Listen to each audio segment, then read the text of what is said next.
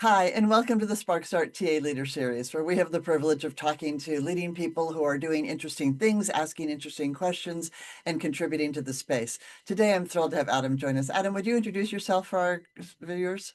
Absolutely. Hi, everybody. I'm Adam Meekhof. I'm the Director of Talent Acquisition at Marksman Security. I've been in TA space for roughly 20 years now, and I've just become a TA geek on all aspects of it.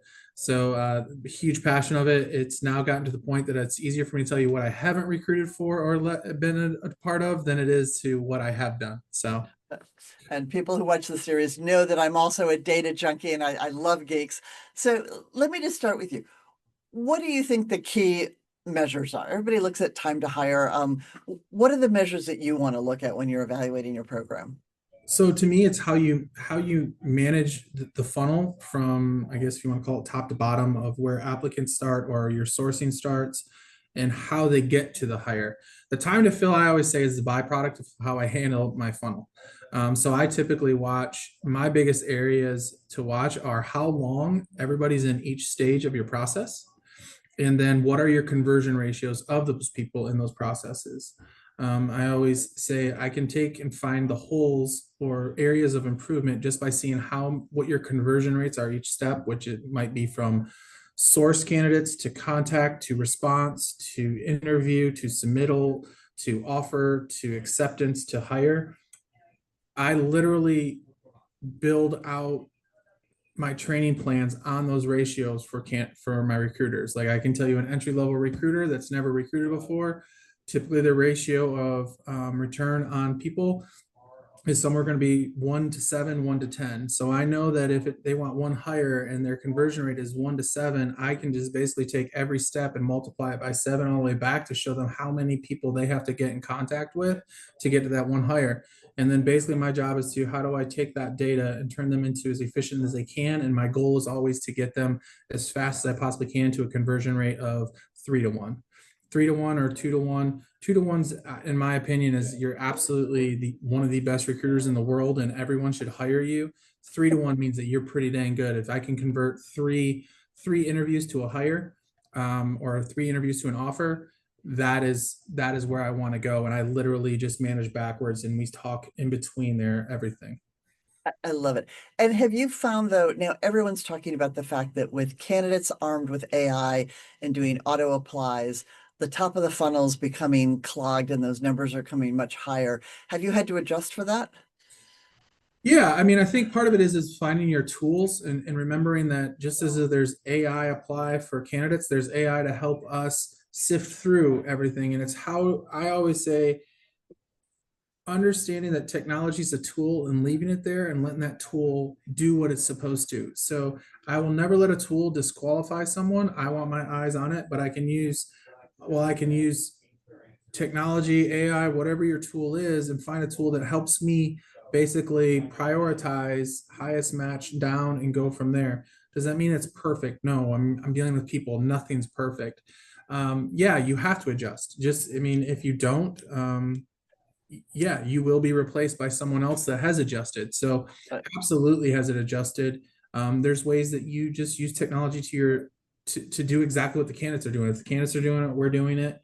So, and then we still have to come together. And I take that and say, never forget that no matter how much technology or data you're using, you're still dealing with people. So you have to yeah, see the person. yeah, absolutely. And talking about seeing the person, most of your team is remote, so you don't actually see them. But and that's a challenge for a lot of people to manage folks that they're not with day in and day out, don't have the opportunity to do those little redirects and comments and stuff. How do you approach managing a remote team or a primarily remote team? Well, trial and error. So I started managing remote recruiters about 8 years ago, and what I learned was, um, you have to learn to communicate the way that they hear.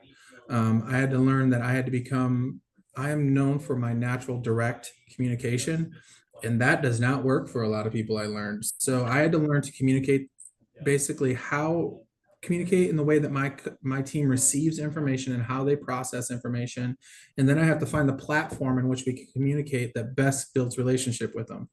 Right now, obviously, video conversations, as we're having right now, is on so many different platforms, as we were joking about earlier, about you could be on a WebEx, you can be on a this, you can be on a that, and then your computer says, I'm done, I'm going to sleep.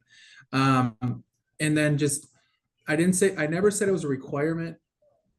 I led by example of always having my camera on, Right. because I wanted them to see my face. Now, there's times that I couldn't be on camera, but I would explain it like, hey, I'm not able to be on camera today, so I understand if you're not. Or and then it became without it being a requirement, it became the best practice. And I really said it's the same thing with my candidates. I want my candidates to see me. If I'm just Mr. Technology and they don't see me, I haven't really humanized myself.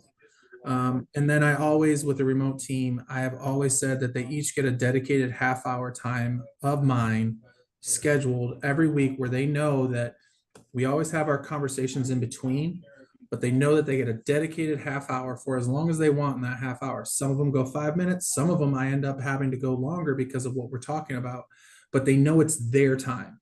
And I will tell them, this is your time. If you need to reschedule, I put the responsibility on them. I want them to know that that's part of their relationship.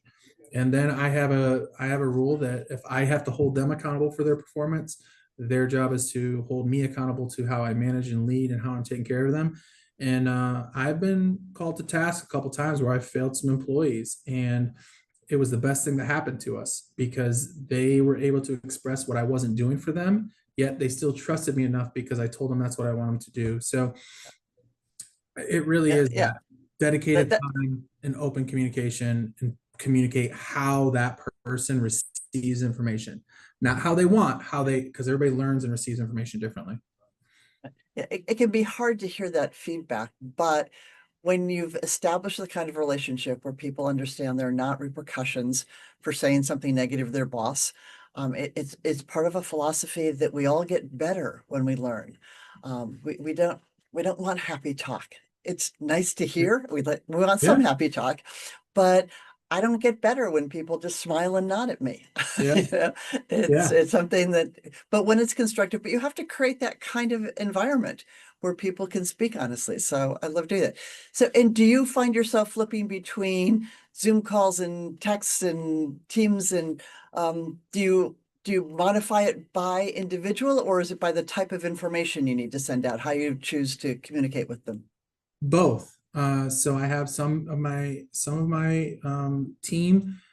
We are Google chatting almost daily. They'll have a quick question that we're not able to jump on a video call, and I always ask, "Hey, do you want to jump on a call for this, or is this just something that we can do through a text?" Again, I'm meeting them where they're at, and that's the biggest thing for my team. Some of my team text me. I have text threads. I have Google Chat. I have video calls impromptu. It literally bounces in between of what the need is and meeting the employee where they're at. And again, I've learned this through failure in the past where I used to think, well, I'm the big bad leader. I know what I'm doing. And I was awful at it. So through failure, I've learned if I can meet my employees where they're at and communicate the way they receive it, I tend to be able to build better relationships and they're more open to me. And the other thing I forgot to mention that I do is I immediately, when I got this role, or my other ones, is I created a team chat for the entire team. And I said, this is where I said, you guys are the brain trust of the information. So if you have a question, ask your team. And if I need to answer, I will. Most likely the team's going to answer. So now I've empowered them to be their own solutions at times. Obviously, I'm Yep. monitoring and I'm talking through it. If I see something where it's derailing, I intervene. Um, so I try to create that relationship with me and then with their team, because when you work, if you work remotely or where not where the rest of your team is, even if you're in office, you don't have a team feel. So I do everything in my power to create that and meet them where they're at. I love it.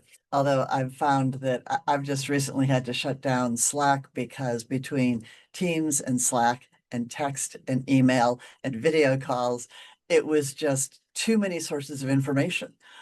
So Yep. at some point, trying to stay on top of it, I was spending more time than I was actually engaging with people. So Yeah. different folks, but yeah, and to some degree, you have to ask your team to meet you, right? This is a Yes. partnership, and you have to respect each other. So that's so key to the way people manage well. So I love that. Absolutely. So what's on your set of goals for what's the next thing that you want to see your organization do better? What's Um, I think well, I've seen so much that they were already doing before I got here that was good. And my job was to formalize it, help turn it into process, foundational process. So where we're going next is now, I believe, optimizing and efficiency. It's everybody's doing things. We just implemented a new applicant tracking system. We're using it. We're starting to do it pretty well. Now we're going to move into the second phase, which is bringing in our hiring managers into entering their own roles and doing some of that so that we can get better at having a system of records. So now through that, there's going to be new challenges of just the stumble blocks of getting used to it and using it. So for my team's job is to become more efficient so that they can, again, be their answers for their hiring manager. When a hiring manager goes, hey, I don't know how to put this role in the ATS, how do I do it? They can go, oh, here, this is how you do it. So that is where we're kind of going, is moving into becoming now using the technology that we have to become more efficient so that we can become better and take care of our candidates and our internal customers better. And I'm really starting to see it. I can see my team starting to do things, and I give them all the credit in the world. They were so hardworking, and they were getting things done before I showed up. I want to make sure perfectly clear. They were filling a ton of roles before Adam Meekhof ever existed. And since I've gotten here, what I've seen is not only they're continuing to fill the roles, now they're trying to solve problems, and now they're trying to use process and technology to solve it. So that's where I think we're going, I would say, moving forward. I love it. I see so much technology that is underused. It's something that, tech vendors and I talk about all the time, that there's so much capability. And it's almost like people are too busy to make use of the efficiency. Yes. Um, and I get the fire drills, but sometimes you want to say, hey, you've got all this technology here. Use it. That's great. I know I could talk to you all day, and I would love to talk to you all day. But I want to be respectful of your time. If people want to learn more or have questions, are you open to them reaching out to you on LinkedIn? Are you available? Absolutely. Absolutely. And I always say I'm willing to try to help anybody, but typically when I help people, I end up learning more. So please, by all means, reach out to me as fast as you can. Great. I love it. Thank you. Thanks, Adam. Have a good day. You too. Bye bye.